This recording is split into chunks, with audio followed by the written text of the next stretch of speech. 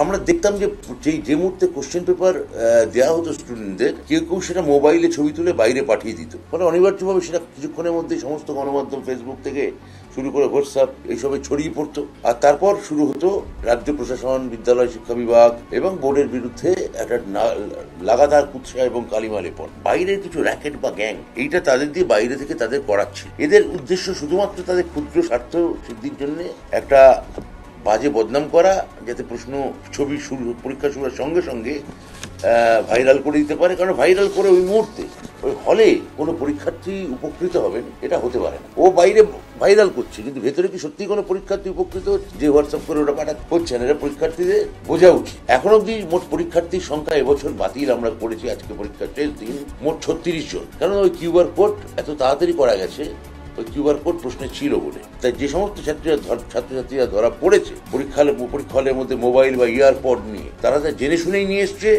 এ সম্পর্কে সন্দেহের কোনো অবকাশ নেই। ধরুন যদি আপনি একটি বিষয় অকৃতকার্য হয়ে যান কিংবা দুটি বিষয়, তখন কি আপনার একটা বছর নষ্ট হয়ে যাবে? আপনি কি সম্পূর্ণভাবে 2024-এর মাধ্যমিক পরীক্ষায় ফেল করে যাবেন আর নতুন ক্লাসে উঠতে পারবেন না, এমন কি চিন্তা আপনার হচ্ছে? বর্তমানে এমনই চিন্তা আপনাদের মধ্যে অনেকেরই আছে, এমন অনেকেই কিন্তু কমেন্ট করেছেন।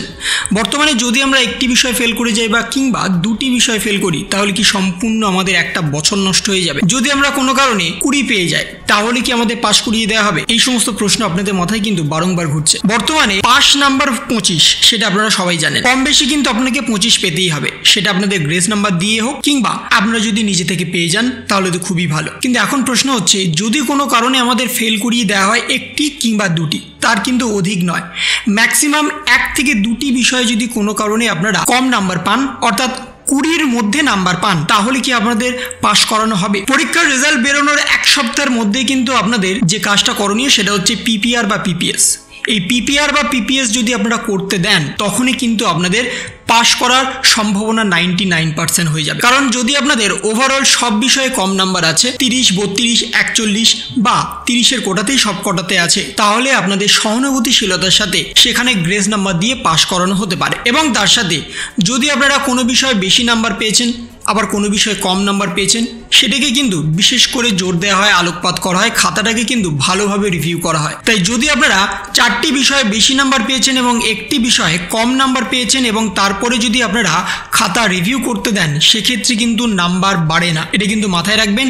তখন কিন্তু খাতা রিচেক করা হবে এবং সেখানে আপনাদের খাতা কিন্তু আরও ভালোভাবে দেখা হবে। এবং যদি আপনারা ওভারঅল সব বিষয়ে কম নাম্বার পেয়েছেন, সেখানে যদি আপনাদের পাশ করতে 5 থেকে 6 নাম্বার লেগেও যায়, সেখানে কিন্তু আপনাদের অতিরিক্ত গ্রেস নাম্বার দিয়ে দেওয়া হয়। অর্থাৎ আপনাদের ওভারঅল যদি সব বিষয় খারাপ হয় বা ওভারঅল যদি সব বিষয় ভালো হয়, তাহলে কিন্তু আপনাদের গ্রেস নাম্বারটা আসে। কিন্তু কোনো ক্ষেত্রে যদি আপনারা কোনো বিষয়ে 90 পাচ্ছেন আর কোনো বিষয়ে 25 পাচ্ছেন, সেক্ষেত্রে কিন্তু একটা ডাউটের তৈরি হয়ে যায়, কেন এই বিষয়টা হলো। কোনো স্টুডেন্টই কোনো বিষয়ে 90 পাচ্ছে, আবার কোনো বিষয়ে শুধুমাত্র পাস নাম্বারটাও তুলতে পারছে না, এমন বিষয় কিন্তু খুব একটা হয় না। এটা কিন্তু খুবই একটা রেয়ার বিষয় এবং তখনই কিন্তু শিক্ষক শিক্ষিকারা আপনাদের খাতা আরো ভালো করে অ্যানালাইজ করে। তাই বর্তমানে মাথায় রাখবেন, যখনই পিপিআর বা পিপিএস করতে দেবেন, তখনই যদি আপনাদের ওভারঅল সব বিষয়ে নাম্বার কম এসছে বা সব বিষয়ে নাম্বার বেশি এসছে, তখন কিন্তু দেবেন। এবং যদি আপনারা দেখেন যে আপনাদের নাম্বার পাওয়ার মতো আপনারা অ্যান্সার লিখে এসছেন, তারপরে কিন্তু আপনারা পিপিআর বা পিপিএস করতে দেবেন। পিপিএস হচ্ছে আপনাদের সম্পূর্ণভাবে নাম্বার রিক্যালকুলেশন, অর্থাৎ আপনাদের রেজাল্ট যখন পাবলিশ হবে এবং সেখানে যদি আপনারা দেখেন যে আপনাদের কোনো নাম্বার ক্যালকুলেশনে মিসম্যাচ হয়েছে, তখন কিন্তু আপনারা পিপিএস করতে দিতে পারেন।